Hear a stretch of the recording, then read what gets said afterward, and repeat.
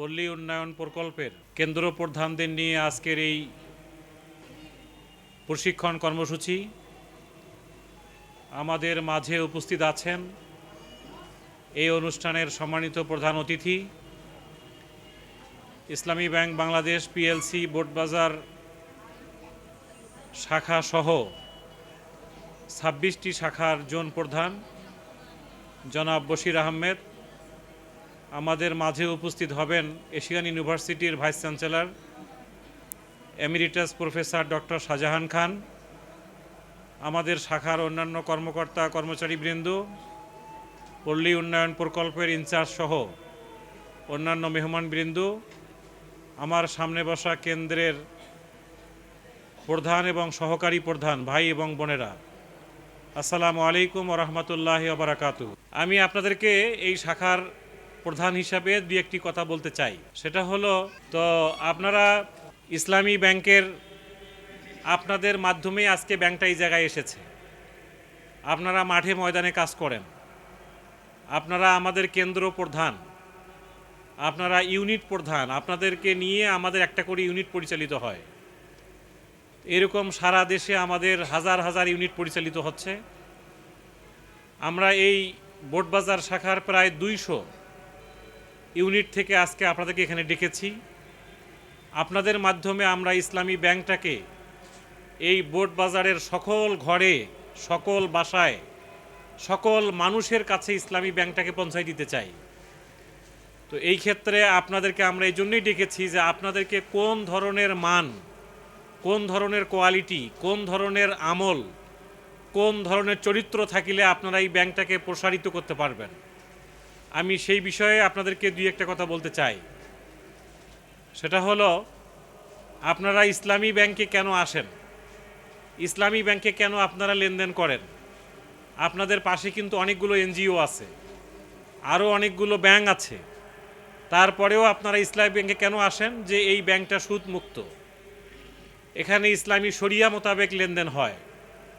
তো আমরা এই কথাটাই এই জাতির কাছে তুলে ধরতে চাই যে আপনারা যেদিন জন্ম নিয়েছেন, আমাদের ছেলেরা এবং মেয়েরা যেদিন আমরা এই পৃথিবীতে জন্ম নিয়েছিলাম, সেদিনই কিন্তু আমাদের কানে আজান দিয়ে বলা হয়েছে যে তুমি মুসলমান, তুমি মুসলমানের ঘরে জন্ম নিয়েছ।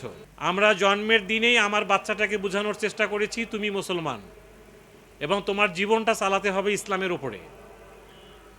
কি আজানের কথাগুলো তো এটাই। আল্লাহু আকবার মানে কি? আল্লাহ সবচেয়ে বড় না মহান? কি যেটা মহান সেটাই বড়।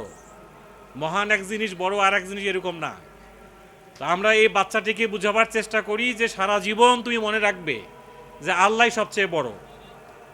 আল্লাহর হুকুমের বাইরে কোনো হুকুম নাই, আল্লাহর বিধানের বাইরে কোনো বিধান নেই। আল্লাহ সবচেয়ে বড়, এইটা জীবনের প্রত্যেকটি ধাপে ধাপে পদে পদে তুমি এই চিন্তা করেই বড় হবা। এটাই আমরা বাচ্চাটাকে এভাবে বড় করার চেষ্টা করি।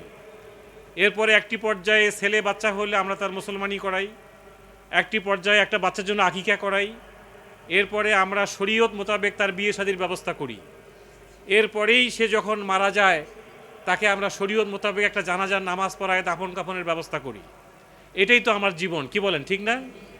তাহলে এই জীবনের ফাঁকে ফাঁকে আমরা আর যে জীবনটা পরিচালনা করি, যেমন অর্থনৈতিক জীবন, সামাজিক জীবন, ব্যবসায়িক জীবন, রাজনৈতিক জীবন, পারিবারিক জীবন, এই জীবনগুলোর মধ্যে কি শরীয়তের দরকার নাই? কি বলেন আপনারা? আমার ব্যবসা চালাতে হবে শরিয়া মোতাবেক, যেহেতু আমার জন্ম হয়েছে শরিয়া মোতাবেক, আমার মৃত্যু হবে শরিয়া মোতাবেক, আমার বিয়ে শাদী হয়েছে শরিয়া মোতাবেক, তাহলে আমার ব্যবসাটা কি শরিয়া মোতাবেক হওয়ার দরকার নাই? আমার পারিবারিক জীবনটা কি শরিয়া মোতাবেক হওয়ার দরকার নাই? আমার ব্যক্তিগত জীবনটা কি শরিয়া মোতাবেক হওয়ার দরকার নাই? আমার পুরো জীবনটাই যদি শরিয়া মোতাবেক হয়, তাহলে আমরা যেদিন মারা যাব আমাদেরকে কবরে শোয়ায় দেওয়া হবে একটা দোয়া বলে, সেটা হচ্ছে বিসমিল্লাহে আলা মিল্লাতে রাসূলিল্লাহ। আপনি আপা অথবা ভাবি অথবা ভাই অথবা আমার ছেলে মেয়ে যাই হোক, আমরা আজকে 15-20 জন অথবা 100-200 বা 1-2000 লোক আপনার লাশটা কবরে নিয়ে এসে এই যে শোয়াই দিলাম, আর আমরা প্রমাণ করে দিলাম, সাক্ষী দিলাম যে আপনি জীবনের দীর্ঘ 40, 60, 70, 80 বছরের জীবনটা আপনার রাসূলের মিল্লাতের উপর ছিল, ইসলামের আদর্শের উপর ছিল, আল্লাহ যে সবচেয়ে বড় আপনি এটা জীবনে প্রমাণ করেছেন, এইটাকে আমরা সাক্ষী হিসেবে আজকে আপনার কবরে শোয়াই দিলাম। এখন আপনাকে কবরে শোয়াই দেওয়া হলো, আল্লাহকে আপনি হাজির নাজির জেনেছেন, বড় মনে করেছেন, আল্লাহ রাসূলের আদর্শ আপনি জীবনে গ্রহণ করেছেন, এরকম একটা সাক্ষী দিয়ে আপনার কবরে শোয়াই দেওয়া হলো। কিন্তু বাস্তবে জীবনটা যদি সেরকম না হয়, তাহলে কি বিষয়টা উল্টা হয়ে গেল না? আমরা এই উল্টা যেন না হয়, এই জন্য আপনাদেরকে আজকে ডেকেছি, যে আপনাকে শোয়াই দেওয়াটা যেন, আমাকে শোয়াই দেওয়াটা যেন এরকম হয় যে আসলে আমি সারা জীবন ইসলামের ওপর ছিলাম। আমার জন্মের দিন কানে যে আজান দিয়ে কথাগুলো শোনানো হয়েছিল, আমি ওই কথার উপরে টিকেছিলাম। আমার বিয়ে শাদিতে যে দোয়া পড়া হয়েছে, যে খুতবা দেওয়া হয়েছে, ওই কথাগুলোর উপরে আমরা টিকেছিলাম। এরপরে আজকে জানাজার নামাজ যেটা পড়া হলো, আমরা সেই জানাজার নামাজের উপর দাঁড়িয়ে সেই মিল্লাত, সেই আদর্শের উপরে আমাকে শোয়াই দেওয়া হলো। তাহলে শোয়াই দেওয়াটা, কবরে কিন্তু বসে থাকা যাবে না, শোয়াই দিতে হবে। তাহলে শোয়াই দেওয়ার এই জায়গাটা থেকে আমরা আজকে আপনাদেরকে ডেকেছি যে আল্লাহ যেন আমাদের এই জীবনটা যে কয়দিন বেঁচে থাকি, আমাদের ওই যারা সাক্ষী দিয়ে আমাদেরকে শোয়াই দিবে, তাদের কথাগুলো যেন প্র্যাকটিক্যাল হয়, বাস্তবে হয়, যে না ঠিক আছে আমার জীবনটা ইসলামের উপরেই ছিল। কি কথা বোঝা গেছে কি না? ইসলামী ব্যাংকে আপনারা এই জন্যই আসেন, আপনাদেরকে এই জন্যই ডাকা হয়। আপনি এনজিওতে কেন যান না? ওইখানে এই কথাগুলো বলবে না আপনাকে। আপনি কেন সুদী ব্যাংকে যান না? ওই ব্যাংকে আপনাকে এই কথাগুলো বলবে না। আপনার জীবনটা কেমন হওয়া দরকার সে কথা বলবে না। আপনার জীবনটা জীবন হওয়া দরকার, অর্থনৈতিক জীবন, সামাজিক জীবন, পারিবারিক জীবন, আপনার সাংসারিক জীবন, আপনার অর্থনৈতিক লেনদেনের জীবন, এই জীবনটা যেন ভালো হয়, এটা যেন সুন্দর হয়, এটা যেন মিল্লাতে রাসূলিল্লাহ হয়। এই জন্যই আমরা আপনাদেরকে মাঝে মধ্যে এখানে ডাকি, আপনাদের কেন্দ্রে আমরা যাই, আমরা কথা বলি, সেখানে আমরা একটা কোরআন থেকে তেলাওয়াত হয়, আমরা একটা বিষয় নিয়ে কথা বলি। আমি আপনাদেরকে আজকে 5টা পয়েন্টে 5টা কথা বলতে চাই। এই কথাগুলো আমার কথা না, এটা সূরা তাহরিমে 5 নম্বর আয়াত। আল্লাহ তাআলার নবী, আমার তার নাম কি? মুহাম্মদ রাসূলুল্লাহ সাল্লাল্লাহু আলাইহি সাল্লাম। এই নবীরও স্ত্রী ছিল, তাদেরও পরিবার ছিল, সন্তান ছিল। কিন্তু স্ত্রীদের মধ্যে কোনো একটা বিষয় নিয়ে কথা কাটাকাটি তো সব পরিবারে হয়, কি হয় না? আপনাদের হয় না? ঝগড়াঝাটি হয়, কথা কাটাকাটি হয়, এটা নবীদের পরিবারেও হইতো। এমনও অনেক ঘটনা আছে যে এক ভদ্রলোক একদিন আসলেন তার পারিবারিক বিচার সালিশ নিয়ে ওমরের কাছে। তো তিনি এসে যখন ওমরের দরজার সামনে দাঁড়াইলেন, তো বাসার ভিতরে যে ঝগড়াঝাটি হচ্ছে এটা তিনি টের পেয়ে বললেন যে যে ঝগড়ার সমাধানের জন্য আমি এখানে আসলাম, এখানেই যখন ঝগড়া হচ্ছে আর সমাধান কি করব? তিনি চলে যাচ্ছেন। তো এই বিষয়গুলো পৃথিবীর শুরু থেকেই ছিল, এখনও আছে, ভবিষ্যতেও থাকবে। কিন্তু আমাদেরকে কি করতে হবে? এটা মিনিমাইজ করতে হবে। কি করতে হবে? এটাকে যত শর্ট করা যায়, যত সংক্ষেপ করা যায়, যত করে এটাকে ম্যানেজ করা যায়, ততটুকুই আমাদের পরিবারের জন্য কল্যাণ। আপনি যখনই এটা বাড়তে দিবেন তখন কিন্তু এটা বেড়ে যাবে। বেড়ে যাওয়ার পরিবর্তিতে কি হবে? সংসার বিচ্ছিন্ন হবে, আপনি আলাদা হয়ে যাবেন, ভাই আলাদা হয়ে যাবে, ছেলে মেয়েরা হা হুতাশ করবে, পুরো পরিবারটা ধ্বংসের দ্বার প্রান্তে চলে যাবে। এই জায়গাটা থেকেই মানুষ যেন স্বাভাবিক থাকে, মানুষ যেন তার পরিবারটা তৈরি করতে পারে, এই জন্য আল্লাহ তাআলার পক্ষ থেকে কিছু আয়াতও দেওয়া হয়েছে। এবং সূরা তাহরিমের আয়াতটাতে বলা হয়েছে, তোমরা যদি পরিবারে শান্ত না থাকো, ভদ্র না হও, শালীন না হও, কথাবার্তায় যদি সংযত না হও, তাহলে তোমাদেরকে সরাই দিয়ে আল্লাহর নবীর ঘরে অন্য এক মহিলাকে নিয়ে আসা হবে, যে মহিলার মধ্যে এই গুণগুলো থাকবে। কথা বুঝা গেছে? তাহলে আমাদের মধ্যেও যদি অনেক কথা কাটাকাটি, নানান ধরনের উচ্চবাচ্য, নানান ধরনের ঝগড়াঝাটি থাকে, আমরা যদি ভালো না হই, ভদ্র না হই, তাহলে আমাদেরকে আল্লাহ তাআলা এই সমাজ থেকে দূর করে দিয়ে ভালো কোনো ভদ্র মহিলা এই সমাজে আনতে পারবেন না? আল্লাহর এই ক্ষমতা নাই? আচ্ছা। এবং কোরআন শরীফের সূরা তওবাতেও আল্লাহ তাআলা বলছেন যে তোমরা যদি ভালো না হও, ভদ্র না হও, শালীন না হও, আল্লাহর এই জমিনে আল্লাহর দ্বীন কোরআনের জন্য যদি কাজ না করো, তাহলে ইউআযযিবকুম আযাবান আলীমা, তিনি তোমাদেরকে কঠিন শাস্তি দিবেন, কঠিন শাস্তি দিবেন। এবং ওয়াইয়াস্তাবদাল কওমান গায়রুকুম, তোমাদেরকে আল্লাহ তাআলা বদল করে ফেলবেন, চেঞ্জ করে ফেলবেন, তোমাদেরকে সরাই দিবেন, দিয়ে অন্য একটা গোষ্ঠী, একটা কাওমকে এখানে নিয়ে আসবেন, এবং তারা ভালো কিছু করবে, তাদের দ্বারা অনেক কিছু কল্যাণ হবে। কথা বোঝা গেছে? তাহলে আমি এক নম্বর যে কথাটা আপনাদেরকে বলতে চাই সেটা হলো আমাদেরকে মোমেনা হইতে হবে। কি হইতে হবে? মোমেনা। মোমেনা কি জিনিস? অনেক মেয়ের নাম কিন্তু মোমেনা আছে, আমাদের গ্রামেও আছে, আপনাদের গ্রামেও আছে, সব জায়গায় আছে। মুসলিমা শব্দটাও আমাদের গ্রামে গঞ্জে আছে। কে আছে না এরকম? এখানে আছেন নাকি কেউ মোমেনা মুসলিমা নামে? কেউ নেই। আমাদেরকে আল্লাহ তাআলা সূরা তাহরিমের 5 নম্বর আয়াতে বললেন যে তোমাদেরকে মোমেনা এবং মুসলিমা হইতে হবে। নাম যাই হোক, কিন্তু মোমেনা নাম হওয়ার পরেও মোমেন নয়, এরকম মহিলা আছে না? আব্দুল্লাহ নাম হওয়ার পরেও সে আল্লাহর বান্দা এখনো হয় নাই, এরকম মানুষ আছে না? আছে। তাহলে আমাদেরকে প্র্যাকটিক্যাল মোমেনা এবং মুসলিমা হইতে হবে। এই মোমেনা আর মুসলিমা হওয়াটা বলতে কি বোঝায়, এটা একটু আমি 2-1 মিনিট কথা বলতে চাই। সেটা হলো আপনি আমরা একটা মুসলমানের ঘরে জন্ম নিয়েছি। আমার বাবা মুসলমান ছিল, দাদা মুসলমান ছিল, নানা মুসলমান ছিল, আমরা সেই ঘরের মেয়ে। আমাদেরকে আলাদাভাবে কালেমা পড়ে মুসলমান হওয়া লাগে নাই। কি কথা ঠিক না? কিন্তু জীবনে অনেকবার আমরা পড়েছি লা ইলাহা ইল্লাল্লাহ মুহাম্মাদুর রাসূলুল্লাহ, আশহাদু আল্লা ইলাহা ইল্লাল্লাহ ওয়া আশহাদু আন্না মুহাম্মাদান আবদুহু ওয়া রাসূলুহু, অনেকবার পড়েছি আমরা। কিন্তু মুসলমান হওয়ার জন্য একবারও পড়ি নাই।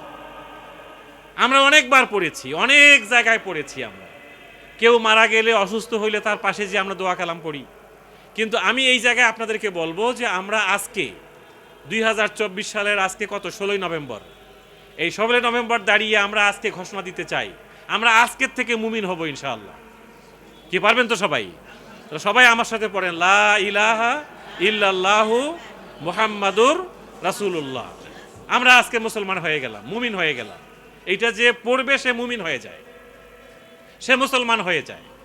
এইটা পড়ার পরেই সে যখন এটা মেনে নেয় তখন সে মুসলমান হয়ে যায়। এইটার পড়ার জন্য এরপরে তার যে গুণ থাকা দরকার, এইটা যখন সে গ্রহণ করে সে মুসলিম হয়ে গেল, মুসলিমা হয়ে গেল। মুমিন হলো পুরুষবাচক শব্দ, মুমিনা হলো মহিলাবাচক শব্দ।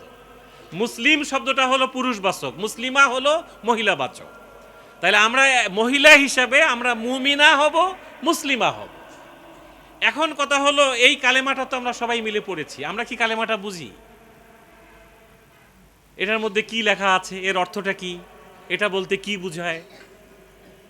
এটার নাম্বার 1 যে কথাটা আমি বলবো সেটা হলো আপনাকে আমাকে সিদ্ধান্ত নিতে হবে যে লা ইলাহা ইল্লাল্লাহ শব্দের অর্থ হচ্ছে আল্লাহ ছাড়া আর কোনো ইলা নাই। কি নাই? ইলা নাই। ইলা শব্দের অর্থ হচ্ছে আইনদাতা, ইলা শব্দের অর্থ হচ্ছে হুকুমকর্তা, ইলা শব্দের অর্থ হচ্ছে বিধানদাতা। যে মহিলা বা পুরুষ এই কালেমাটা পড়বে, পড়ার পরে সে আল্লাহ ছাড়া আর কারো আইন মানবে না। এখন আমরা কি সবাই মিলে আল্লাহর আইন মানতেছি? আমাদের দেশে কি আল্লাহর আইন চালু আছে?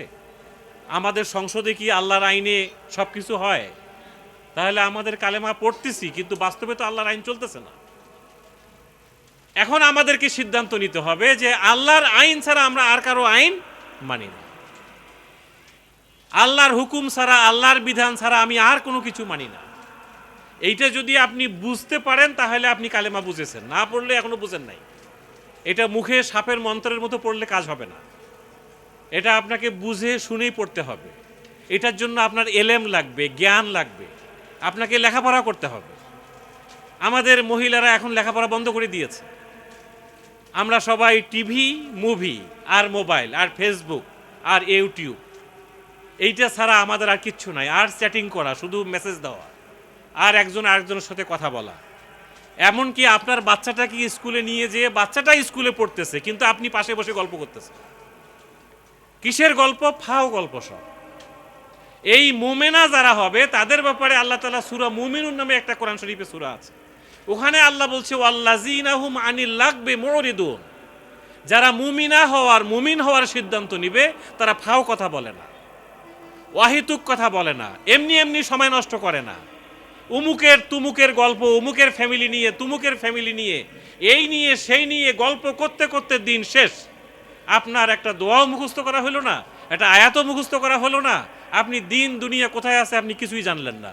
শুধুমাত্র আপনার আমার গল্প অথবা টিভির সামনে কি জলসা চলে এগুলো। এখন নানান ধরনের আমাদের জলসা, এই জলসা সেই জলসা, কি বলে স্টার জলসা নাকি? হ্যাঁ, এগুলো আমাদের বিভিন্ন নাটক, মুভি, এমনকি এমন কিছু নাটক মুভি আপনাদেরকে ছেড়ে দেওয়া হয়েছে মোবাইলে, যা আপনি সারাদিন চাইলে ওই জায়গায় থাকতে পারবেন, এখান থেকে বের হওয়া যাবে না। কি এরকম আছে কিনা আমাদের সমাজে? তাহলে এখন আমরা ফাও সময় নষ্ট করব না, অহেতুক সময় নষ্ট করা যাবে না, আননেসেসারি সময় নষ্ট করা যাবে না। আপনার কথা হইতে হবে ইম্পর্টেন্ট, গুরুত্বপূর্ণ কথা। আপনি যে কথাটা বলতেছেন, দেখবেন একজন ডাক্তার মেয়ে, একজন ইঞ্জিনিয়ার মেয়ে, একজন সায়েন্টিস্ট, একজন গবেষক, সে এমনি অহেতুক কথা বলে না, তার কথার মধ্যে একটা ভ্যালু আছে। আপনি দেখবেন আমেরিকার একজন অ্যাম্বাসেডর আমাদের বাংলাদেশে এসেছে, ড্যান মজিনা, একজন মেয়ে মানুষ, সে ফাও কথা বললে তো তার অ্যাম্বাসেডরগিরি করা যাবে না, তার দেশের দায়িত্ব পালন করা যাবে না। এই জন্য আমি বলবো যে আমাদেরকে মোমেনা হতে চাইলে অহেতুক সময় নষ্ট করা যাবে না, আমাদেরকে জ্ঞান অর্জন করতে হবে। জ্ঞান অর্জনের সবচেয়ে সবচেয়ে গুরুত্বপূর্ণ বই হচ্ছে আল্লাহর কোরআন। কোন বইটা? আল্লাহর। আপনারা কে কে কোরআন শরীফ পড়তে পারেন? হাত তোলেন তো দেখি। পড়তে পারেন সবাই? আলহামদুলিল্লাহ। পুরো কোরআন শরীফের অর্থ সহ আপনি বলতে পারবেন? কে কে আছেন এখানে? হ্যাঁ হ্যাঁ, এই জায়গাটা থেকে আমি বলবো যে জ্ঞান অর্জনের একমাত্র বই হচ্ছে আল্লাহর কোরআন। আমরা এই কোরআন শরীফটা পড়তেও পারি না, অনেকে পড়তে পারি তো বুঝি না কিছু। এমনকি আলহামদু সূরা থেকে সূরা ফিল পর্যন্ত এখানে 10টা সূরা আছে। সূরা ফাতিহা, সূরা নাস, সূরা ফালাক, সূরা ইখলাস, সূরা লাহাব, সূরা নাসর, সূরা কাফিরুন, তারপরে কোন সূরা? সূরা কাউসার, তারপরে সূরা মাউন, তারপরে সূরা কুরাইশ, তারপরে সূরা ফিল। এই যে এখানে 10টা সূরা বলা হলো, আমরা কি এই 10টা সূরা অর্থ সহ বলতে পারবো? এখনো বলতে পারবো না? তাহলে দেখেন, জীবনে কিন্তু অলরেডি 40-50 বছর 60 বছর চলে গেল, আমরা এখনো 10টা সূরা অর্থ সহ শিখতে পারলাম না। এটা কি আমাদের জীবনের ব্যর্থতা নয়? আপনি কিভাবে মোমেনা হবেন? আপনি যখন এইখানে স্কুলে আপনার বাচ্চাকে ঢুকাই দিলেন, আপনি ওখানে পাশে বসে আপনার মোবাইলে আলহামদু সূরাটা বের করেন, দেখেন আলহামদু শব্দের অর্থ কি, লিল্লাহে শব্দের অর্থ কি, রব্বিল আলামিন শব্দের অর্থ কি, আর রহমান আর রহিম বলতে কি বুঝায়, মালিক ইয়াউমিদ্দিন বলতে কি বুঝায়, ইয়্যাকা না'বুদু ওয়া ইয়্যাকা নাস্তাইন মিনিংটা কি, ইহদিনা বলতে কি বুঝায়, সিরাতাল মুস্তাকিমটা কি জিনিস, আনআমতা আলাইহিম কি জিনিস, মাগজুব কি জিনিস, দাল্লিন কি জিনিস, কি আমরা জানি? এগুলো জানি না। জীবনটা কি হলো আমাদের? এরকম ফাও জীবনের জন্য তো আল্লাহ দুনিয়া আমাদেরকে পাঠায়নি। তাহলে মুমিন হওয়ার জন্য অহেতুক সময় নষ্ট করা যাবে না, আর জ্ঞান অর্জন করতে হবে। জ্ঞান অর্জনের বই কোনটা বললাম? কোন বইটা বলছি? আল কোরআন। আপনারা এখন থেকে আর অহেতুক সময় নষ্ট করবেন না, এবং আল্লাহর কাছে তওবা করতে হবে। আমি এই কথাটা পরে যাচ্ছি। তাহলে 1 নম্বর আমরা কি হব? মুমিনা হব। আপনারা যারা ঈমান আনেন, ঈমান আনাটাকে মুমিনা বলা হয়। দেখেন, ঈমানের 3টা স্তর। ঈমানের স্তর কয়টা? 3টা। এর প্রথম হলো মুখে মুখে বলা, এই যে আমি বললাম লা ইলাহা ইল্লাল্লাহ, আমাদের এটা বলা হয়ে গেল। নাম্বার 2 হলো এটাকে বুঝে নেওয়া, বুঝে নেওয়া, এটাকে হৃদয় দিয়ে বুঝে নেওয়া, এটার বুঝ, আপনার বোধ আপনার মধ্যে থাকতে হবে। এখন আমি লা ইলাহা কি জিনিস বুঝি না, তাহলে তো আমার 2 নম্বর স্তরে আমরা এখন যেতে পারি না। সূরা ফাতিহা থেকে সূরা ফিলের মধ্যে কি আছে আমি জানি না, এর মধ্যে আমি এখন ঢুকতে পারি নাই, তাহলে 2 নম্বর স্তরে এখনো যেতেই পারি নাই আমরা। আত্তাহিয়াত সারা জীবন পড়ে আসতেছেন, এর অর্থটা কি? দরুদ শরীফ পড়তেছেন সারা জীবন, অর্থটা কি? দোয়ায়ে কুনুত পড়তেছেন সারা জীবন, অর্থটা কি? সুবহানা রব্বিয়াল আজিম বলতে কি বুঝায়? সুবহানা রব্বিয়াল আলা বলতে কি বুঝায়? 2 সেজদার মাঝখানে একটা দোয়া পড়েন, এটার অর্থটা কি? আপনি যদি এটা না বোঝেন, কতদিন না বুঝবেন? 3 মাস হইতে পারে, 6 মাস, 1 বছর, এর বেশি হওয়া ঠিক না। তাহলে আমরা এই জ্ঞান অর্জন করবো তো ইনশাআল্লাহ এখন থেকে। আমরা আজকে নিয়াত করি, আমরা এই প্রশিক্ষণটা আমরা নেই, যে আমরা এই লেখাপড়াটা শুরু করতে চাই, আল্লাহর কোরআনকে আমরা বুঝতে চাই। আল্লাহ তাআলা এই 6666টা আয়াত আমাদেরকে দিলেন, 84,000-এর মতো শব্দ দিলেন, 30টা পারা দিলেন, 114টা সূরা দিলেন। আমি এটা শিখবো না, এটা কেমন করে হয়? আপনার বাবা আপনাকে মাদ্রাসায় পড়ায় নাই, এই কথা আল্লাহকে বললে পার পাবেন না, এটা হবে না। আপনাকে এখন এই বাচ্চাদের মতো ছাত্রী হয়ে যেতে হবে, লেখাপড়া শুরু করতে হবে। এ না হলে আপনি কবরে পাশ করতে পারবেন না। কবরে প্রশ্ন করা হবে কয়টা? কয়টা প্রশ্ন? 3টা প্রশ্নের উত্তর যে দিতে পারবে তাকে 4 নম্বর আরেকটা প্রশ্ন করা হবে। কথাটা বুঝে গেছে? 3টা প্রশ্নের উত্তর যে দিতে পারবে কবরে তাকে 4 নম্বর আরেকটা প্রশ্ন করা হবে। তাকে বলা হবে তুমি যে 3টা প্রশ্নের উত্তর দিতে পারলা, তুমি কোন সিলেবাসের উপর লেখাপড়া করছিলা, কোন স্কুলে পড়ছিলা, কোন মাদ্রাসায় পড়ছিলা, কার সাথে তুমি ছিলা, কে তোমাকে এই 3টা প্রশ্নের উত্তর শিখিয়েছে। হাদিসে আসছে সে তখন জবাব দেবে করাআতু কিতাব আল্লাহ, আমার দুনিয়ার জীবনে সিলেবাস ছিল আল্লাহর কোরআন। ফা আমানতু বিহি, আমি এটার উপরে ঈমান এনেছিলাম, এটা মনে প্রাণে আমি গ্রহণ করেছিলাম, এটার বুঝ আমি ধারণ করেছিলাম। ওয়া সাদ্দাকতু বিহি, এই কোরআনের একটা সমাজ আমি দেখতে চেয়েছিলাম, এই কারণেই আমি আজকে 3টা প্রশ্নের উত্তর দিতে পারলাম। তাহলে এখন যদি আপনার জীবনের সিলেবাস কোরআন না হয়, আপনার পরিবারের সিলেবাস যদি কোরআন না হয়, আপনার ছেলেমেয়ে যদি কোরআনমুখী না হয়, আপনি যদি কোরআন না পড়েন, না বোঝেন, পারবেন কবরের 3টা প্রশ্নের উত্তর দিতে? পারবেন না। আমিও পারবো না, আপনিও পারবেন না, কেউই পারবে না। কোনো ইমাম সাহেবও পারবে না যদি তার মধ্যে এই গুণগুলো না থাকে। তাহলে ইমানের ব্যাপারে আমি যে কথাটা বললাম, নাম্বার 1 কি বলেছি? একজন ইমানদার অহেতুক সময় নষ্ট করবে না। নাম্বার 2 হলো সে তার প্রত্যেকটা সময়কে কাজে লাগানোর জন্য জ্ঞান অর্জন করবে। আর জ্ঞান অর্জনের কিতাব কোনটা বললাম আমি? আল কোরআন। আপনারা অনেক সময় বেহেস্তি জিওর পড়েন, মুকসিদুল মোমেনিন পড়েন, এই পড়েন সেই পড়েন, সব পড়ার আগে যে পড়াটা পড়তে হবে সেটা আল্লাহর কোরআন। এখানে ক্লাস 5 পর্যন্তও পড়েন নাই এমন কেউ আছেন নাকি? মানে ক্লাস 5 পর্যন্ত আপনার পড়াশোনা হয় নাই এরকম কেউ নাই? আলহামদুলিল্লাহ। তো সবাই তো আপনার লেখাপড়া জানেন, সমস্যাটা কোথায়? তাহলে 1 নম্বর আমাদেরকে মুমিনা হইতে হবে। মুমিন হওয়ার জন্য যে কাজগুলো আমি বললাম এটা যারা করবে তিনি মুসলিমা হবে। মুসলিমা অর্থের অর্থ হচ্ছে আত্মসমর্পণ করা, নিজেকে সারেন্ডার করে দেওয়া। আমি এই কালেমার কাছে আমি নিজেকে সারেন্ডার করে দিলাম, আমি আল্লাহ ছাড়া আর কারো আইন মানি না। এই কাজটা যিনি করবেন এটাকেই ইসলামী আন্দোলন বলে, এটাকে ইসলামিক মুভমেন্ট বলে, এটাকে জিহাদ ফি সাবিলিল্লাহ বলে, এটাকে ইকামতের দ্বীন বলে। ইব্রাহিম আলাইহিস সালাম এই কালেমা পড়েই মুসলমান হয়েছিলেন। আমরা সেই মুসলিমা হতে পারবো তো ইনশাআল্লাহ? 1 নম্বর কথা শেষ। 2 নম্বর পয়েন্টটা আমি যেটা বলতে চাই, সূরা তাহরিমে আল্লাহ তাআলা যে কথাটা বললেন সেটা হলো আপনাদেরকে বিনয়ী হওয়া লাগবে। কি হওয়া লাগবে? বিনয়ী। সবচেয়ে বেশি বিনয়ী হওয়া লাগে মেয়েদেরকে, সবচেয়ে বেশি সাহসী হওয়া লাগে পুরুষদেরকে। সাহসী কথার সাথে পুরুষের সম্পর্ক, বিনয়ী এবং নম্র ভদ্রর সাথে মহিলার সম্পর্ক। কথাটা এরকম মনে হয় না? কেউ বলতে পারবে যে মেয়েটা খুব সাহসী? না, মেয়েটা খুব বিনয়ী। এটার আরবিক শব্দটা হচ্ছে কানেতাতিন। সে কানেতা হবে, সে বিনয়ী হবে, সে ভদ্র হবে, সে পোলাইট হবে, সে জেন্টেল হবে। আমাদের অনেকের কণ্ঠস্বর এত হাই হয়, এত উঁচু হয়, এত উচ্চবাচ্য করি, আমরা পরিবারের পরিবেশটা নষ্ট করে ফেলি আমরা।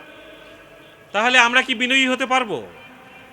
কথাবার্তা আস্তে বলতে পারবো তো ইনশাআল্লাহ? আমরা যত কম কথা বলতে পারবো তত আমাদের জন্য ভালো হবে। আমাদেরকে বিনয়ী হওয়া লাগবে, পরিবারে বিনয়ের চর্চা থাকতে হবে, আমাদেরকে পোলাইট হতে হবে, জেন্টেল হইতে হবে, আমাদেরকে চুপচাপ থাকতে হবে। রাসূল হাদিসে বলেছেন হয় চুপ থাকো আর না হলে তুমি এই যে এলেম অর্জন করো। মাঝখানে অহেতুক সময় নষ্ট করে চিল্লাচিল্লি করে পরিবেশ নষ্ট করা যাবে না। তাহলে আমাদেরকে 2 নম্বর কি পয়েন্টটা বললাম, আমরা কি হওয়া লাগবে? বিনয়ী হওয়া লাগবে। যত আস্তে কথা বলা যায় তত আমাদের জন্য মঙ্গলজনক হবে। 3 নম্বর এখানে যে পয়েন্টটা আসছে সেটা হলো তওবাকারিনী হইতে হবে। কি হইতে হবে? তওবা। তওবা মানে ফিরে আসা। তওবা মানে কি? ফিরে আসা। তাইবাতিন, দেখেন শব্দগুলো খুব সুন্দর। মুসলিমাতিন, মুকমিনাতিন, কানিতাতিন, তাইবাতিন। তাইবাতিন মানে সে তওবাকারিনী হবে, বারবার সে তওবা করবে, আল্লাহ সরি ভুল হয়ে গেল আমার। এই তওবার শব্দটা হচ্ছে আস্তাগফিরুল্লাহ। তওবার শব্দটা কি? আস্তাগফিরুল্লাহ। প্রত্যেকটা মিনিটে মিনিটে, ঘন্টায় ঘন্টায় আপনি বলবেন আস্তাগফিরুল্লাহ, আমার ভুল হয়ে গেছে।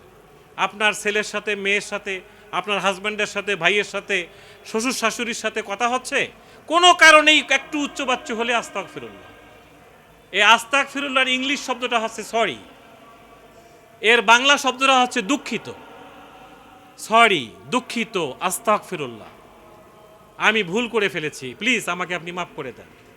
আমাদের এই মাপ চাওয়া, ভুল হয়ে গেছে, এই কথাটা আমাদের বলার লোকের খুব অভাব।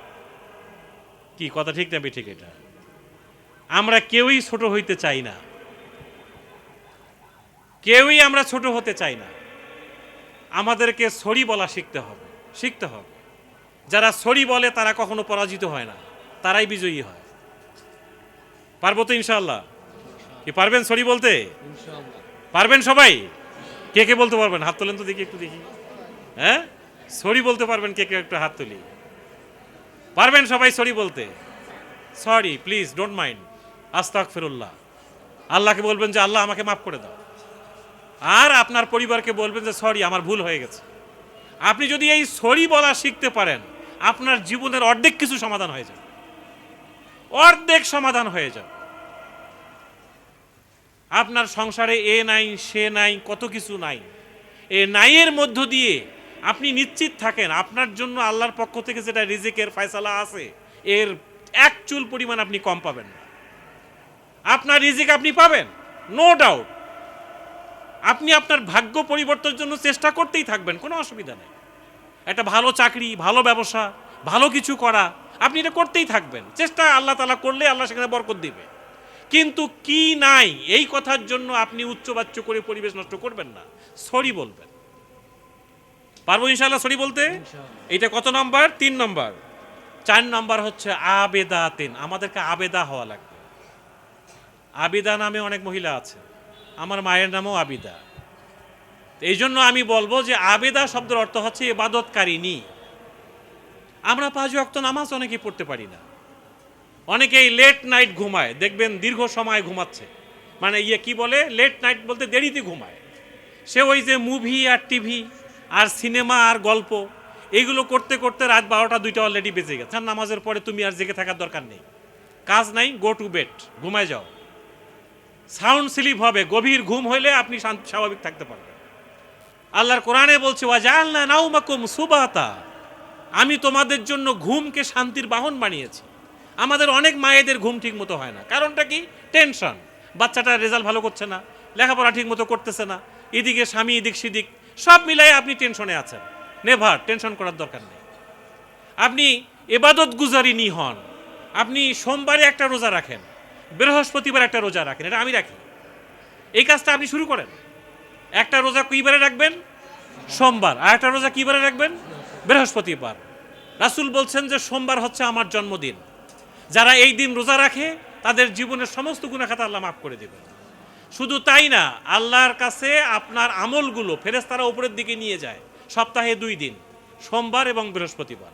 আপনি যদি রোজাদার থাকা অবস্থায় আপনার আমলগুলো উপরের দিকে যায়, আপনার জীবন খুলে যাবে। আপনি 5 ওয়াক্ত নামাজ অবশ্যই পড়বেন। পাশাপাশি আমরা দেখা যায় যে জোহরের নামাজ পড়তে পড়তে আসরের টাইম পার হয়ে যায়। কি হচ্ছে? আমার অনেক কাজ, সংসারের এই দায়, সংসারের এই মানে ঠেলা ঠেলতে ঠেলতে আর জোহরের নামাজটা টাইমলি পড়া হলো না। না, আল্লাহর কোরআন বলছে যে নামাজকে টাইমলি পড়তে হবে, সময় মতো পড়তে হবে। আজান হয়ে গেছে, সবার আগে আপনি নামাজটা পড়ে নেন, আপনি মানে গোসল করে নেন, আপনি উজু করে নেন, আপনি পবিত্র হন এবং আপনি নামাজ শুরু করে দেন। বাচ্চাগুলোকে পাশে বলেন যে তুমি এখানে দাঁড়াও, আমার সাথেই নামাজ পড়ো, অথবা বলেন যে বড় হয়ে গেলে মসজিদ চলে যাও। এইভাবে আপনাকে আমাকে ইবাদত গুজারে হইতে হবে, আমাকে আবেদা হইতে হবে। এবং আমাদেরকে প্রত্যেকটা 5 ওয়াক্ত নামাজ, আপনারা কে কে পড়েন? হাত তোলেন তো দেখি। 5 ওয়াক্ত নামাজই পড়েন? আলহামদুলিল্লাহ, ভালো তো। রোজা রাখেন অন্তত সপ্তাহে 2 দিন? কে কে আছেন? বেশ কয়েকজন আছেন। অন্তত মাসে 3টা রোজা রাখেন, এরকম কে আছেন? সবচেয়ে বেশি কাজ তো এগুলো আপনারাই করেন। একেবারেই চাঁদের কয় তারিখ? 13, 14, 15। 13, 14, 15 এই 3টা দিন রোজা থাকতে পারেন। মাসে 3টা রাখেন, সপ্তাহে 2টা রাখা সম্ভব না হলে রোজা রাখবেন। এটার মধ্যে অনেক কল্যাণ, অনেক কল্যাণ আছে। আপনার ডায়াবেটিস থেকে আপনি মুক্ত হইতে পারবেন, আপনার বডি ফিটনেস আপনার ঠিক থাকবে, এবং আপনি যত রোজা থাকবেন তত বডি সুন্দর থাকবে, আপনি সুস্থ থাকবেন। এটা সাইন্টিফিক্যালি এটা প্রুফ। তাহলে আমরা আবেদা হব, ইবাদত গুজার করব, নিজেরা ইবাদত বন্দিগি করব এবং আমাদের বাচ্চা কাচ্চাগুলোকে ইবাদতমুখী করব। আপনি যে একটা ভালো হাসি দিবেন, বাচ্চার সাথে হাসি মুখে কথা বলবেন, আপনার বাসায় যে আসলো তাকে সালাম দিবেন এবং গেটটা খুলেই সালাম দিলেন। টেলিফোন করছেন, হ্যালো বলা আমরা বেশি বলি, কিন্তু সালামটা দেই না। আপনি টেলিফোনে সালাম দেন, এটার মধ্যে এটাও একটা ইবাদত। হাসি মুখে কথা বলা ইবাদত, সাদাকা। যাত্রার সাথে না, আপনার আত্মীয় স্বজনের সাথে, আপনার ছেলে মেয়েদের সাথে, আপনার হাজব্যান্ডের সাথে আপনি তার সামনে নিজেকে তুলে ধরবেন, এটা একটা ইবাদত। তাহলে এইভাবে আপনি আমি সকলেই মিলে আমরা ইবাদত গুজার হইতে চাই, পারবো তো ইনশাআল্লাহ? এটা কয় নম্বর পয়েন্ট বললাম? 4 নম্বর। 5 নম্বরটা হচ্ছে সাইহাতিন, তারা হবে রোজাদার। ওই যে আমি রোজার কথা বললাম, অন্তত সপ্তাহে কয়টা? 2টা, অথবা মাসে কয়টা? 3টা। এটা ছাড়াও আপনি যে কোনো নফল রোজা রাখতে পারেন, সুযোগ আছে। ফরজ রোজা তো আছেই, যে কোনো সময় আপনার রোজা কাজা হয়ে গেছে, আপনি অন্য সময় রাখবেন। এটা ছাড়াও সায়েহা শব্দের অর্থ হচ্ছে পরিভ্রমণকারী। তিনি হাঁটতে চলতে ফিরতে সব সময়, আপনি অটোতে উঠে আছেন, মনে মনে আপনি আলহামদুলিল্লাহটা পড়েন, আপনি দরুদ শরীফ পড়েন। আমাদের জিহ্বাটাকে আমরা অন্যদিকে নিয়ে গেছি। রাসূল হাদিসে শিখিয়েছেন যে কালবান শাকিরান লিসানান জাকিরান, তুমি আল্লাহর কাছে দোয়া করো, আল্লাহ আমার জিহ্বাটা যেন তোমাকে স্মরণ করে, প্রত্যেক মুহূর্তেই স্মরণ করে। আপনি একটা সুন্দর সিনারি দেখলেন, একটা পাহাড় দেখলেন, একটা ঝর্ণা দেখলেন, এই পাহাড় এবং ঝর্ণা, এই সুন্দর সিনারি, এগুলো কার দেওয়া বলেন তো দেখি? আল্লাহ। আপনি সেই আল্লাহর শুকরিয়া হিসাবে আলহামদুলিল্লাহ বলেন, মাশা আল্লাহ বলেন, সুবহান আল্লাহ বলেন, আস্তাগফিরুল্লাহ বলেন। আমরা যখন কেউ মারা যায় তখন তার খবর শুনে আমরা কি বলি? ইন্না লিল্লাহ। কেউ অসুস্থতার খবর শুনলে আমরা কি বলি? ইন্না লিল্লাহ। আপনি একটা ভালো খবর শুনছেন, কি বলবেন? আলহামদুলিল্লাহ, মাশা আল্লাহ। এই যে কালচারটা আমাদের সমাজ থেকে হারিয়ে গেছে। আপনার বাচ্চাটা স্কুলে যাচ্ছে, আপনি কি বলে বিদায় দিবেন? ফি আমানিল্লাহ, আল্লাহ হাফিজ। ফি আমানিল্লাহ শব্দের অর্থ কি? তুমি আল্লাহর আমানতে, আল্লাহর নিরাপত্তা তোমাকে দিবে, তুমি যাও, কোনো অসুবিধা নেই। এভাবে মা হিসেবে যদি আপনি এই কাজটা করতে পারেন, এটা তো ডাইরেক্ট মায়ের সাথে আল্লাহর সম্পর্ক। মা সন্তানের জন্য যা দোয়া করবে আল্লাহ কবুল করে ফেলবে। এই জন্য আমরা এই 5টা গুণের কথা বললাম। 1 নম্বরে কি বলেছি? আমাদেরকে মুমিনা মুসলিমা হইতে হবে। পারবো তো ইনশাআল্লাহ? হ্যাঁ, কি পারবেন? এটা মুখস্থ করেছেন? 1 নম্বর কি বলছিলাম? মুমিনা মুসলিমা আমাদেরকে হওয়া লাগবে। 2 নম্বরে আমরা কি বলেছিলাম বলেন তো দেখি? বিনয়ী হওয়া লাগবে। কি হওয়া লাগবে? বিনয়ী হওয়া লাগবে। বিনয়ী শব্দটা বুঝেন তো আপনারা সবাই? পোলাইট হওয়া, জেন্টেল হওয়া, ভদ্র হওয়া, এটা আমাদেরকে হওয়া লাগবে। 3 নম্বরে আমরা কি বলেছিলাম? আমাদেরকে তওবা করতে হবে, বারবার তওবা করতে হবে। আল্লাহ, জীবনে অনেক ভুল করেছি, আমাকে মাফ করে দাও, আমাকে মাফ করে দাও, প্রত্যেকবার। এটার সাথে সরি শব্দটা আমরা অ্যাড করেছি, সরি বলা, দুঃখিত বলা। এটা আপনি শুরু করেন, দেখবেন আপনার সংসার একটা সুন্দর সংসার হয়ে গেছে, এখানে বাগান হয়ে গেছে, এখানে ফুল ফুটে গেছে, এটা হইতে পারে। এরপরে আমরা বলেছি কি, যে আপনাকে এবাদত গুজার হইতে হবে, আবেদা হওয়া লাগবে, এবাদতকারী হইতে হবে। এরপরে আমরা বলেছি আপনাকে রোজাদার হওয়া লাগবে। প্রত্যেকটা কাজে কর্মে আল্লাহর জিকির, আল্লাহর স্মরণ আপনার আমার জীবনে থাকতে হবে। আমরা পারবো তো ইনশাআল্লাহ? গত 5 তারিখের পরেই আমাদের দেশের পরিবেশটা পরিবর্তন হয়ে গেছে, কি বলেন, হয়েছে না? আমাদের ছেলেরা, আমাদের মেয়েরা কিভাবে রাস্তায় নেমে গিয়েছিলেন, আপনারাও অনেকেই ছোট ছোট বাচ্চা নিয়ে রাস্তায় নেমে গিয়েছিলেন। আমরা কি চাই? যে আমরা বৈষম্য চাই না, আমরা এখানে একটা স্বাভাবিক সুন্দর পরিবেশ দেখতে চাই। এই পরিবেশটাই হচ্ছে একটা সুদমুক্ত পরিবেশ, যেটা ইসলামী ব্যাংক করতেছে।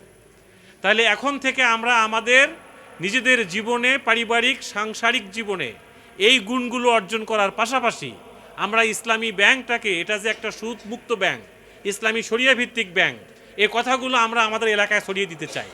আমাদের আত্মীয় স্বজন, পাড়া প্রতিবেশী, দেশে বিদেশে যারা যেখানে আছে, সকলের কাছে আমরা এই মেসেজগুলো পৌঁছে দিতে পারবো তো ইনশাআল্লাহ? আল্লাহ তাআলা আমাদের সবাইকে এই গুণগুলো, আজকে 5টা গুণের কথা আমি বলেছি, আপনারা নোট করবেন, লিখে নিয়ে যাবেন। এটা আপনারা সামনে ভবিষ্যতেও পাবেন, এটাকে ধারণ করবেন। আল্লাহ চাহে তো আমাদের পরিবারগুলো একটা জান্নাতি পরিবার হবে ইনশাআল্লাহ। এবং আপনারা যে লেনদেনগুলো করছেন, এটাও একটা পরিচ্ছন্ন লেনদেন হবে। আল্লাহ আমাদের সবাইকে এই গুণগুলো অর্জন করার তৌফিক দান করুক। আমাদের জীবনের সমস্ত গুনাহ খাতাগুলো আল্লাহ মাফ করে দিক, এবং আমাদেরকে আল্লাহ সুস্থতার নেয়ামত দান করুক। আমাদের পরিবার থেকে যাদের আব্বা আম্মা দুনিয়া থেকে চলে গেছেন, তাদেরকেও আল্লাহ তাআলা মাফ করে দিক। আমা তৌফিক ইল্লা বিল্লাহ। আসসালামু আলাইকুম ওয়া রাহমাতুল্লাহ। ইসলামী ব্যাংক বাংলাদেশ পিএলসি আমাদের বুটবাজার শাখা কর্তৃক আয়োজিত আজকের অত্যন্ত চমৎকার যে অনুষ্ঠান কেন্দ্র প্রধান এবং সহকারী কেন্দ্র প্রধান পল্লী উন্নয়ন প্রকল্পের তাদেরকে নিয়ে আয়োজিত আজকের এই প্রশিক্ষণ কর্মসূচির সম্মানিত সুযোগ্য সভাপতি, ব্যাংকের সিনিয়র অ্যাসিস্ট্যান্ট ভাইস প্রেসিডেন্ট, বিশিষ্ট ব্যাংকার, কোরআন হাদিসের জ্ঞানেও অনেক বিজ্ঞ আলেম, ইতিমধ্যে আপনারা সেটা বুঝতে পেরেছেন না? জনাব মাওলানা আলতাফ হোসেন মঞ্চে ইতিমধ্যেই আসন গ্রহণ করেছেন, যার নাম ইতিমধ্যে আমি বলেছি। আজকে গেস্ট অফ অনার, আমরা অত্যন্ত ধন্য কৃতজ্ঞ এরকম একজন বিজ্ঞ ব্যক্তিকে আপনাদের মাঝে হাজির করতে পেরেছি। আমরা স্যারের কাছ থেকে মূল্যবান কথা শুনবো ইনশাল্লাহ। আমাদের এখানে উপস্থিত রয়েছেন জোন অফিসার জনাব হাবিবুর রহমান, যিনি আপনাদের সাথে আগে এখানে কাজ করেছেন, এখন আমার সাথে হেড অফিসের পাশে কাজ করেন। ম্যানেজার অপারেশনস, ইনভেস্টমেন্ট ইনচার্জ এবং আমার প্রিয় কেন্দ্র প্রধান এবং ডেপুটি কেন্দ্র প্রধান ভাই এবং বোনেরা, আসসালামু আলাইকুম রহমতুল্লাহ। আসলে আমি যে বক্তব্য আপনাদের শুনলাম এবং আমাদের সভাপতি মহোদয় কোরআন হাদিসের আলোকে যে কথা বলেছেন আপনাদের উদ্দেশ্যে, আমার মনে হয় আজকের প্রোগ্রামের মূল বিষয়গুলো চলে আসছে। আপনারা এখন বাড়ি চলে গেলেও হয় নাকি, যদি এগুলো ধারণ করে নিয়ে আমল করতে পারেন, এরপরে আর কোনো আলাপ আলোচনা থাকে না মনে হয়। আপনারা যে কয়জন কথা বলেছেন, চমৎকার বক্তব্য দিয়েছেন, আপনাদেরও জ্ঞানের পরিধি অনেক উন্নত, অনেক ভালো, আমার ভালো লেগেছে প্রত্যেকের কথাই। আপনারা যেই কথাগুলো বলেছেন, প্রশ্ন রেখেছেন, অনেকেই নিজের দুঃখের কথা, কষ্টের কথা বলেছেন, সেগুলার কিছু ফিডব্যাক উত্তর আমাদের ম্যানেজার মহোদয় দিয়েছেন। আমিও বেশ কিছু বিষয় নোট করে নিয়েছি, যেগুলো আমরা সমাধানের জন্য প্রধান কার্যালয়ের দৃষ্টি আকর্ষণ করব ইনশাআল্লাহ সামনের দিকে। আপনাদের বিনিয়োগের পরিমাণ বাড়ানোর বিষয়টা আপনারা বলেছেন, অন্যান্য বেশ কিছু সুযোগ সুবিধার কথা যেগুলো বলেছেন সেগুলো নোট করে নিয়েছি। তো সেগুলো পর্যায়ক্রমে ইনশাআল্লাহ হবে। আমি অন্যদিকে দুই একটি কথা বলতে চাই। ইসলামী ব্যাংক বাংলাদেশ লিমিটেড যেটা ছিল, বর্তমানে পিএলসি, প্রাইভেট লিমিটেড কোম্পানি, এর যাত্রা শুরু 1983 সালে। আপনারা জানেন দক্ষিণ পূর্ব এশিয়ার প্রথম সুদমুক্ত ব্যাংক হিসাবে এটির যাত্রা শুরু হয়েছিল।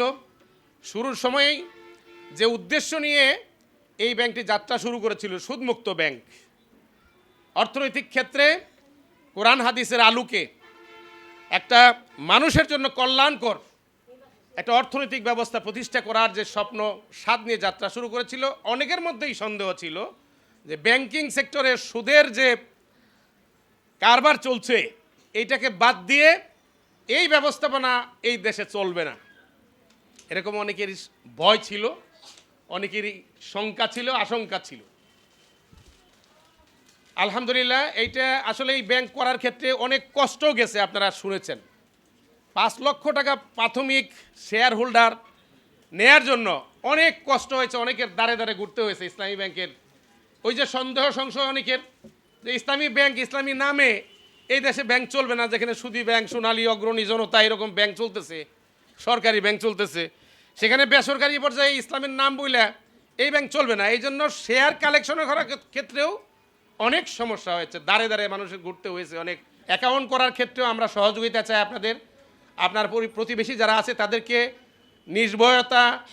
নির্ভরতা এবং তাদেরকে নিশ্চয়তা দিবেন যে ইসলামী ব্যাংক বাংলাদেশ লিমিটেড অন্য ব্যাংকের মতো এরকম নয়। ইসলামী ব্যাংক ইতিমধ্যেই ঘুরে দাঁড়িয়েছে। ইসলামী ব্যাংক আপনার যে কষ্টার্জিত আমানতের টাকা, সেটা সম্পূর্ণ নিরাপদ আছে এবং আপনার টাকাটা যে কোনো মুহূর্তে আপনি ফেরত পাবেন। এবং এই ব্যাংকই একমাত্র ব্যাংক, আমরা বিভিন্ন জনের কাছ থেকে শুনেছি যে বাংলাদেশে এই ব্যাংকের তেমন কোনো ভয়ের আশঙ্কা নাই। অন্যান্য ব্যাংকের যদি সমস্যাও হয়, ইসলামী ব্যাংকের অবস্থা বেশ এরকম শক্ত হওয়ার কারণ যে সব ধরনের লোক এই ব্যাংকের সাথে আছে। এটা হলো ইসলাম ধর্মের লোকজন তো আছে, অন্য ধর্মের লোকজনও আছে, তারা এই ব্যাংকটাকে বিশ্বাস করে। এই ব্যাংকের অফিসার স্টাফ যারা সৎ, তারা যোগ্য, তারা অন্যদের মতো না। এই জন্য ইসলামী ব্যাংকে নিরাপদ মনে করে মানুষ কিন্তু আগে যেরকম রাখছে টাকা, এখন কিন্তু কেউ কেউ ভয়ে যারা বাড়িতে টাকা পয়সা নিয়ে রাখতো সেগুলো আবার ফেরত নিয়ে আসতেছে। এই জন্য আপনারা একটু সবাইকে বলবেন যে এই ইসলামী ব্যাংকের সাথে আরও বেশি সম্পৃক্ত হওয়ার জন্যে কারেন্ট অ্যাকাউন্ট থেকে শুরু করে অন্যান্য অ্যাকাউন্ট, সেভিংস অ্যাকাউন্ট, এরপরে হচ্ছে ফিক্সড ডিপোজিটের যে ডিপোজিটগুলো সেগুলো করা, সেই সাথে সাথে ডিজিটাল ব্যাংকিংয়ের যে কথাগুলো বললাম, আমাদের এম ক্যাশ, আমাদের সেলফ ইন সহ অনলাইনের ট্রান্সফার, এগুলোর ক্ষেত্রেও একটু আপনাদেরকে আপডেট হইতে হবে। আপনারা যেরকম দেখলাম যে বক্তৃতা দেওয়ার সময় অনেক চমৎকার চমৎকার কথা বলেছেন, আমার কাছে খুবই ভালো লেগেছে যে আপনারা এত জ্ঞান রাখেন আমাদের বোনেরা, আমাদের ভাইয়েরা। হ্যাঁ, আপনাদের মতো সাজায় গুছিয়ে আমরাও এত কথা বলতে পারি না, আমরা আপনাদের মতো বক্তা না। হ্যাঁ, অবশ্য আমাদের ম্যানেজার সব খুব চমৎকার কথা বলেন। তো আমি আর কথা বাড়াতে চাই না, আমি আপনাদেরকে ধন্যবাদ এবং কৃতজ্ঞতা জানাই। অনেকক্ষণ যাবত আপনারা কথা শুনছেন ধৈর্য ধরে। পুনরায় আপনাদেরকে বলছি যে আমাদের ম্যানেজার কোরআন হাদিসের আলোকে মুমিনাদের যে কতগুলো দায়িত্বের কথা বলেছেন, সচেতনতার কথা বলেছেন, এগুলো একটু যদি আমরা স্মরণ রাখতে পারি এবং এগুলো নিয়ে যদি আমরা বাসায় যেতে পারি, আমাদের জন্য আমি মনে করি যে আজকের অনুষ্ঠানের বড় ধরনের সার্থকতা হবে। আমরা নিজেরা যেমন ইসলামের বিধিবিধান মানার ক্ষেত্রে চেষ্টা করব, আমরা পরিবারের দিকেও কিন্তু অবশ্যই নজর দিতে হবে। আপনার স্বামী ঠিকমতো নামাজ পড়ে কিনা, ইসলামের উনি দায়িত্ব আপনার, আপনার ব্যাপারে যেমন ওনার জবাবদিহিতা আছে, ওনার ব্যাপারেও আপনার জবাবদিহিতা আছে। আর আমাদের ছেলেমেয়েরা যারা আছে তাদের ব্যাপারেও কিন্তু আমাদের অবশ্যই দায়িত্ব আছে। আল্লাহর কাছে কিন্তু জবাবদিহি আমাদের করতে হবে। আমার ছেলেটা বেড়ে উঠছে, সে কিন্তু ইসলামের গণ্ডির মধ্যে, ইসলামের নিয়ম নীতির সাথে আছে না নাই, সে নামাজের বয়স হয়েছে, নামাজ পড়ে কি পড়ে না, সে কোরআন পড়া শিখলো কি শিখলো না, এই বিষয়গুলো কিন্তু আমাদেরকে অবশ্যই দেখতে হবে। নীতি নৈতিকতায় তারা যেন একজন সত্যিকারের ভালো মুসলমান হয়ে গড়ে ওঠে, এটার দায়িত্ব কিন্তু আমাদেরকে নিতে হবে। অর্থনৈতিকভাবে আমরা সবাই ডেভেলপ হইলাম, কিন্তু নৈতিকভাবে ছেলে মেয়েদেরকে মানুষ করতে পারলাম না। এটা যদি করি তাহলে আমাদের আফসোসের কোনো সীমা থাকবে না। এই কথাগুলো বলে আমি পুনরায় সবাইকে ধন্যবাদ এবং কৃতজ্ঞতা জানিয়ে, বিশেষ করে আমাদের সম্মানিত ছাড় কথা বলবেন, আমি আর কথা না বাড়িয়ে এখানে শেষ করছি। আসসালামু আলাইকুম ওয়া রাহমাতুল্লাহি ওয়া বারাকাতুহু। যে আমরা যখন রব্বুল আলামিন যখন আদম সন্তান সৃষ্টি করেন, তখন উনি ফেরেশতাদেরকে প্রস্তাব করেছিলেন যে আমি খলিফা তৈরি করব, তাই তো? এই খলিফার কথা বলে উনি ইনসান সৃষ্টি করলেন, মানুষ সৃষ্টি করলেন। মানুষের মধ্যে নারী আছে, পুরুষ আছে, শিক্ষিত অশিক্ষিত, মুসলমান, হিন্দু, খ্রিস্টান, বিশ্বাসী, নাস্তিক, নানান ধরনের মানুষ, তাই তো? এই সমস্ত মানুষ হচ্ছে ইনসান। এই ইনসান, প্রতিটি ইনসানকে কে সৃষ্টি করেছেন? আল্লাহ রাব্বুল আলামিন। এই প্রতিটি মানুষের জন্মের আগে মাতৃগর্ভে থাকা অবস্থায় আল্লাহ রাব্বুল আলামিন রূহ ফুঁকে দেন এর মধ্যে। আমি যেটা বলছি কোরআন শরীফ আয়াতের অনুবাদ, তাহলে রূহ ফুঁকে দিচ্ছেন কে? আল্লাহ রাব্বুল আলামিন।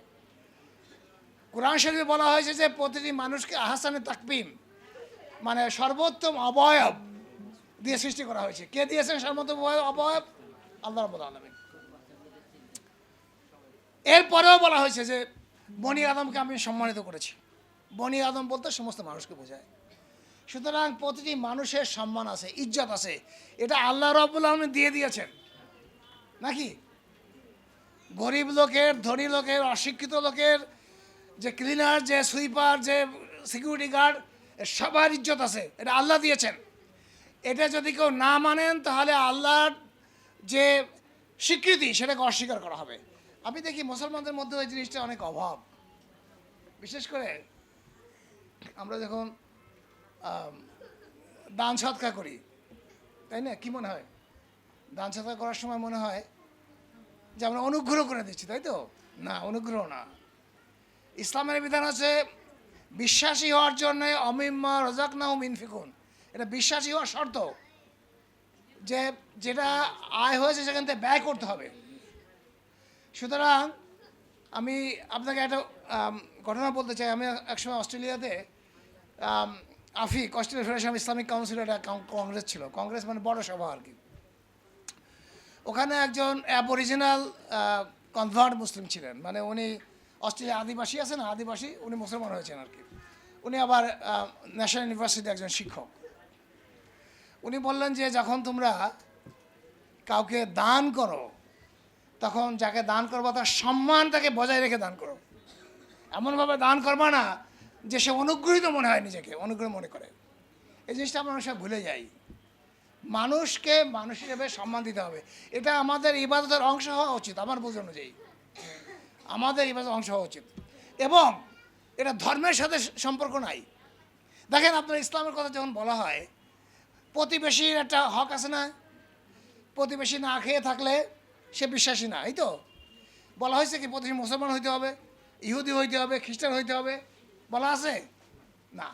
প্রতিবেশী, তাই তো। আজকে আপনার ইসলামী ব্যাংকে যে আমি প্রথম যখন গোপালগঞ্জে ইসলামী ব্যাংকের ব্রাঞ্চ খোলে, তখন আমি যে জিজ্ঞাসা করেছিলাম যে আপনাদের এখানে হিন্দু কাস্টমার আছে কিনা, ক্লায়েন্ট আছে কিনা, বলছে অনেক অ্যাকাউন্ট, কারণ গোপালগঞ্জের বাজারের ব্যবসায়ীদের অধিকাংশ হচ্ছে হিন্দু। সুতরাং এটা হচ্ছে আমি আপনার দৃষ্টান্ত দিলাম। আচ্ছা, এরপরে আমি যেটা বলতে চাই যে আমরা যারা মানুষ, আমাদেরও চেষ্টা করা উচিত এই যে আল্লাহ যে মর্যাদা দিয়েছেন এটা রক্ষা করা যায়, যাতে আল্লাহ আমার যে সর্বোত্তম সৃষ্টি মধ্যে অন্তর্ভুক্ত করেছেন, আমি যেন এমন কোনো কাজ না করি যাতে আমি আবার অধঃপতনে চলে যাই, আসফালা সাফিলিনের পর্যায়ে আমি না যাই। এটা সবাই চেষ্টা করা যায়, আমরা করি তো নাকি? যারা সরকারি চাকরি করে আমার টাকা আপনার টাকায় তারা বেতন পায়, তারা আমাদের সেবক, তারা আমাদের প্রভু না। এই জিনিসটাকে আবার এস্টাবলিশ করতে হবে। এটা এই সমাজ যতক্ষণ না আসবে, এই বুঝ ততক্ষণ পর্যন্ত আমরা এদেশে শান্তি পাবো না। আমি পশ্চিমা দেখে বহু বছর থেকেছি, অফিসে গেলে can I help you sir, বলে আমি কি আপনাকে সাহায্য করতে পারি, মানে সে হচ্ছে আমার খাদেম। আর এখানে একটা সরকারি অফিসে যান, দেখা করতে গেলেও মানে অনেকক্ষণ বসে থাকা লাগে, আর দেখা আদৌ করতে পারবেন কিনা সন্দেহ আছে। কিসের আমরা মুসলমান, কিন্তু আমাদের চরিত্র, আমাদের ব্যবহার সম্পূর্ণভাবে হচ্ছে মানবতা বিরোধী। অথচ যারা আমাদের চেয়ে অমুসলমান, যারা খ্রিস্টান, আমি নিজে সেখান থেকেছি, আপনি কানাডার কথাই বলেন বা অস্ট্রেলিয়ার কথা বলেন, তাদের ব্যবহার কত সুন্দর। আমি একটা উদাহরণ দিয়ে শেষ করব। এবং ভালো মানুষ হওয়ার জন্য আমাদের কী দরকার, আমি দেশের নাম বলবো না, একটা আরব দেশে আমি তখন চাকরি করতাম। আমার ছেলেদেরকে নিয়ে গেছি ভর্তি করার জন্য স্কুলে। তো প্রিন্সিপাল সাহেব তো বসে আছেন চেয়ারে, আমি যাওয়ার পর দাঁড়াই থাকলাম, সালাম দিলাম, উনি তো ওনার মতো বসেই আছে। কিছুক্ষণ পরে আমরা কথাবার্তা বললাম, তারপরে আমরা চলে আসলাম। এটা এক ধরনের ব্যবহার। ঠিক কিছুদিন পরে আমি অস্ট্রেলিয়া গেলাম, আমার ছেলেদেরকে স্কুলে ভর্তি করতে গেলাম। প্রিন্সিপাল সাহেব নিজের চেয়ার থেকে উঠে রুমের বাইরে যেয়ে দরজার সামনে আমাকে হ্যান্ডশেক করলেন, আমাকে স্বাগত জানালেন এবং আমাকে বসাইয়ে তারপরে নিচে বসলেন। তারপর what can I do for you, আপনার জন্য কী করতে পারি আমি বলেন। তখন আমি বললাম আমার ভর্তির ব্যাপার। আচ্ছা, এই দুইটা ব্যবহারের মধ্যে কোনটা ইসলামিক ব্যবহার আপনার কাছে মনে হয়? অস্ট্রেলিয়াটা না মুসলমানদের সাথে? আল্লাহ আমাদেরকে বোঝার তৌফিক দান করুক। আসসালামু আলাইকুম ওয়া রাহমাতুল্লাহি ওয়া বারাকাতুহু।